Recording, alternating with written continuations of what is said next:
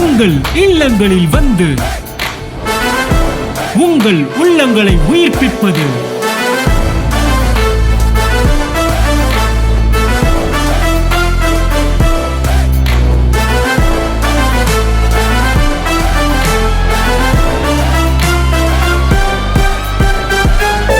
உங்கள் channel DJ.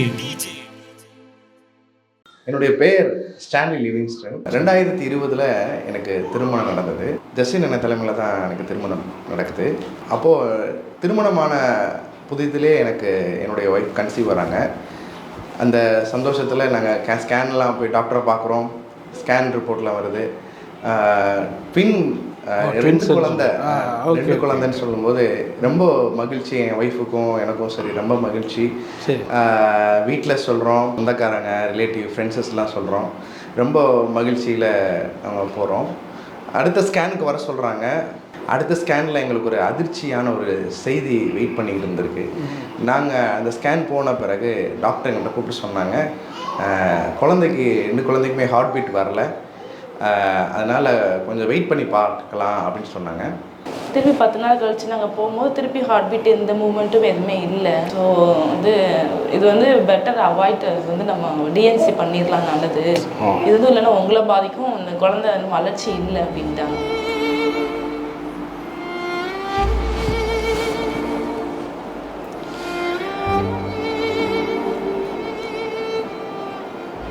எவ்வளவு சந்தோஷத்தில் நாங்கள் இருந்தோமோ அதுக்கு ஆப்போசிட்டாக ஒரு பெரிய கவலையும் பயமும் எங்களுக்குள்ள பதட்டமும் எங்கள் இருதயத்தை ஆளுகை செஞ்சிச்சு. மற்ற ஸ்கேன் சென்டரில் கூட வேறு மாதிரி சொல்லலை வாய்ப்பு இருக்குது அப்படின்னு சொல்லி எங்களுக்கு தெரிந்த 2-3 ஸ்கேன் சென்டர்லாம் போய் நாங்கள் செக் பண்ணி பார்க்குறோம்.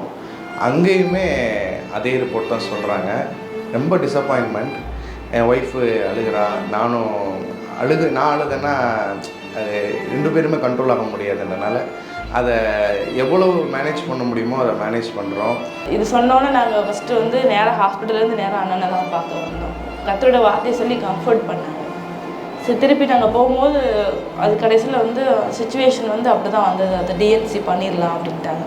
அவங்க என்ன சொன்னாங்க, நீங்கள் டிஎன்சி பண்ணாலும் திருப்பி உங்கள் பாடி ரெக்கவர் ஆகி நீங்கள் திருப்பி கன்சீவ் ஆகணும்னா குறைஞ்சி 6 months ஆகணும். அதுக்கு எதிரானா ஒரு வேளை அந்த குழந்தை ஹெல்தி இல்லாமல் இருக்கும், இல்லைன்னா வேறு ஏதாவது ப்ராப்ளம் வரும் அப்படின்னாங்க. குடும்பத்தில் இருக்கிறவங்கலாம் எப்படி பதில் சொல்ல போகிறோம், அவங்க இதை எப்படி பார்ப்பாங்க அப்படின்ற ஒரு எண்ணங்கள், ஒரு பயங்கர ஒரு ஏமாற்றமும் ஒரு பதற்றமும் எங்கள் இருதயத்தை ஆளுகை செஞ்சிச்சு.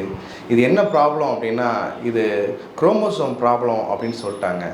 எப்படியாச்சும் அலைவுக்குள்ளே கொண்டு வர முடியுமா அப்படின்னு நான் செக் பண்ணுறோம். அந்த மாதிரி பண்ண முடியாது, இது முடிஞ்சது நீங்கள் டிஎன்சி பண்ணி அபார்ட் பண்ணி எடுக்கிறது தான் உங்கள் ஒய்ஃபுடைய உடலுக்கு ரொம்ப ஆரோக்கியம், உடனே எடுத்துருங்க அப்படின்ட்டாங்க.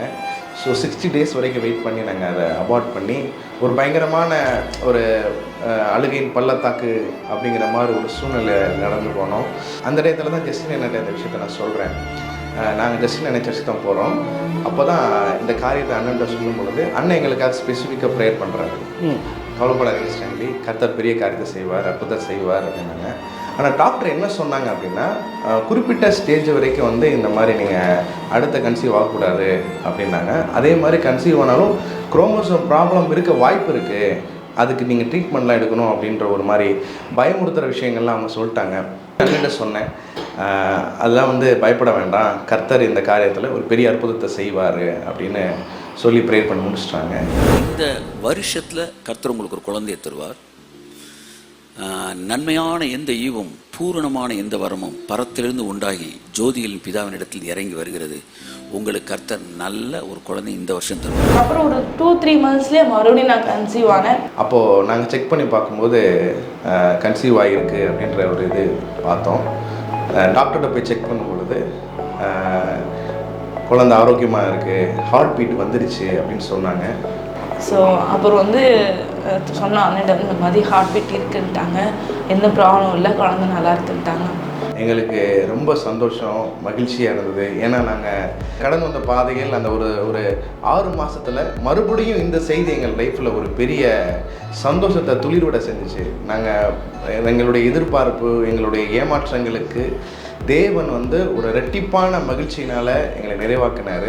தம்பி கன்சீவ் ஆகும்போது போகும்போது அவங்க சொன்னாங்க இல்லை குழந்தை ஹெல்த்தியாக இருக்கு, எந்த ப்ராப்ளம் இல்லைன்னு. அப்புறம் அந்த 10 monthsக்கு அப்புறம் அந்த 10 months அந்த குழந்தை பிறக்கிற டைமில் கொஞ்சம் டிஃபிகல்ட்ஸ் இருக்குது அப்படின்னாங்க. ஒருவேளை ஆப்ரேட் பண்ண மாதிரி சுச்சுவேஷன் இருக்கலாம் அப்படின்னாங்க. ஆனால் நாங்கள் பிலீவ் பண்ணோம், டாக்டர் சொன்ன மாதிரி இல்லை, கர்த்தர் எங்களுக்கு நார்மல் டெலிவரி கொடுப்பாரு அப்படின்னு நாங்கள் விசுவாசித்தோம். அதே மாதிரி கர்த்தர் நார்மல் டெலிவரி கொடுத்தாரு. ஒரு நல்ல ஆண் குழந்தையை முதலாவது எங்களுக்கு கையில் கொடுத்தாரு. ஆரோக்கியமாக பிறந்தான். அதுக்கப்புறமா இன்னொரு 6 monthsக்கு அப்புறம் மறுபடியும் நான் கன்சீவ் ஆனேன். அப்பமா அவங்க சொன்னாங்க இல்லை உடனே கன்சீவ் ஆனதுனால ஒரு வேளை ஹெல்தி பேபி ஹெல்தி இல்லாமல் இருக்கலாம், இல்லை உங்களுக்கு ஏதாவது டிஃபிகல்ட்டிஸ் வரலாம் அப்படின்னாங்க. அந்த சமயத்துலேயும் பார்த்திங்கன்னா பாப்பா தம்பியை கவனிச்சிட்டே இருந்ததுனால பாப்பா வந்து அவ்வளோ நாங்கள் கான்சன்ட்ரேட் பண்ண முடியல. ஃபுல்லாக வந்து மெடிசன் அவ்வளோ எடுக்கவே இல்லை. ஃபைனலில் என்ன சொன்னாங்கன்னா குழந்தை வந்து வெயிட் ஓவராக இருக்குது, நார்மல் ஆகிறதுக்கு கஷ்டம் அப்படின்ட்டாங்க. ஆனால் அவளுமே போய் நான் கன்ஃபர்ஸ் பண்ணிட்டு தான் போனோம். கரெக்டாக 6:30க்கு போகிறோம், 7:30க்குள்ளே பாப்பா பிறந்துட்டான். யோசேப்பு சொன்னார், என்னுடைய வருத்தங்கள் யாவையும் மறக்க பண்ணினீர் அப்படின்னு சொல்லி மனாசையும் இப்ராஹிமும் கொடுத்ததுக்காக ஆண்டவர் துதிக்கிறாரு. அதே போல் என் லைஃப்லேயும் கர்த்தர் வந்து எங்கள் வருத்தங்கள் யாவையும் மறக்க பண்ணினார். எங்கள் லைஃப்பில் எந்த 2 குழந்தைய நாங்கள் இழந்து வாடினோமோ தவிச்சோமோ ஏமாற்றம் அடைஞ்சோமோ அதே எங்கள் குடும்பத்தில் 2 குழந்தை கர்த்தர் கொடுத்து எங்கள் புலம்பலை ஆனந்த கழிப்பாய் மாற பண்ணினார். இது ரொம்ப ஹாப்பியாக தான் இருக்குது. ஃபஸ்ட்டு வந்து எல்லாருமே வந்து டவுட்ஃபுல்லாக தான் இருந்தாங்க பறக்கும் போது. அதுக்கப்புறம் 2மே பேபி எந்த குறையும் இல்லாமல் ரொம்ப ஹெல்த்தியாக தான் இருந்தாங்க 2 பேருமே. இப்போ தம்பியுமே வந்து ஒரு நல்ல வெயிட், பாப்பாவுமே ஒரு நல்ல வெயிட், அந்த லோ வெயிட் அந்த மாதிரிலாம் எந்த ப்ராப்ளமுமே இல்லை. 2 குழந்தைக்குமே நிறையா வந்து வார்த்தையில் வளர்ந்துருக்கும் இந்த சர்ச்சுக்கு வந்து. ஸோ எங்கள் மூலமாக நடந்த நன்மையை பார்த்து நிறையா பேருக்கு கர்த்தர் மேலே விசுவாசம் வந்துச்சு. எங்களுடைய சாட்சிகளை கேட்டு அவங்க லைஃப்லேயும் கர்த்தர் நன்மை செஞ்சார். கல்யாணமாகி 4 வருஷமாக குழந்தை இல்லாமல் வெயிட் பண்ணாங்க. இந்த சாட்சியை சொன்ன பிறகு அவங்க லைஃப்லேயும் ஜஸ்டின் அண்ணனை பார்த்தாங்க, மீட் பண்ணாங்க. அண்ணன் அவங்களுக்காக ப்ரேட் பண்ணாங்க. 4 வருஷம் வெயிட் பண்ண அவங்க ஃபேமிலியில் கூட கர்த்தர் ஒரு குழந்தை கொடுத்து அவங்களையும் மகிழ பண்ணினார். எங்களோட லைஃப்பில் பார்த்தீங்கன்னா ஜஸ்டின் மினிஸ்டர் வந்து ஒரு அப்கிரேட்னு சொல்லலாம். இது ஸ்கூல்லேருந்து காலேஜ் போகிறாங்க இல்லையா, அந்த மாதிரி நாங்கள் இருந்த சபைகளில் நாங்கள் கேட்ட சத்தியங்களை விட இப்போ கேட்கும்போது இது ரொம்ப அப்கிரேடாக இருக்குது. பலமுள்ள ஆகாரம்னு சொல்லுவாங்க, அந்த மாதிரி அடுத்த ஒரு லெவலுக்கு நாங்கள் போன மாதிரி இருக்கு எங்களுக்கு. நீங்களும் பிலீவ் பண்ணீங்கன்னா கண்டிப்பாக உங்கள் லைஃப்லேயும் இதை நீங்கள் பார்ப்பீங்க. இதுவரையிலும் எங்களோட சாட்சிகளை நீங்கள் கேட்டிருப்பீங்க. இந்த 2 குழந்தைங்க தான் சாட்சிகளாக நாங்கள் சொன்னோம். நாங்கள் இழந்த 2 குழந்தைகளை காட்டிலும் கர்த்தர் எங்கள் வாழ்க்கையில் மறுபடியும் கர்த்தர் 2 குழந்தைகளை கொடுத்தாரு. என்னுடைய மூத்த பையன் பேர் வந்து எரிக் பெஞ்சமின், என்னுடைய 2வது பொண்ணு பேர் வந்து ஜோஸ்லின் ஒலிவியா. இந்த மினிஸ்ட்ரி மூலமாக நாங்கள் நிறைய நன்மைகள் பெற்றிருக்கிறோம். அண்ணனுடைய வார்த்தைகள் மூலமாக நாங்கள் ரொம்ப நன்மைகள் பெற்றிருக்கிறோம். அதனுடைய ஒரு பெரிய வெளிப்பாடு தான் இந்த அற்புதமான சாட்சி. உங்கள் வாழ்க்கையில் கர்த்தர் இந்த நன்மைகளை தந்து உங்களையே சாட்சியாக நிறுத்த அவர் வல்லமையுள்ளவராக இருக்கிறார்.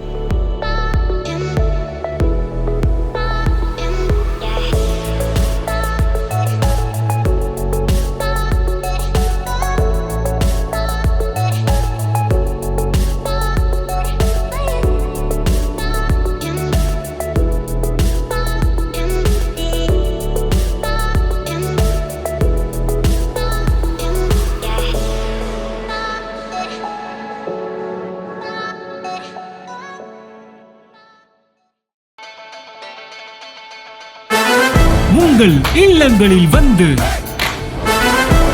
உங்கள் உள்ளங்களை உயிர்ப்பிப்பது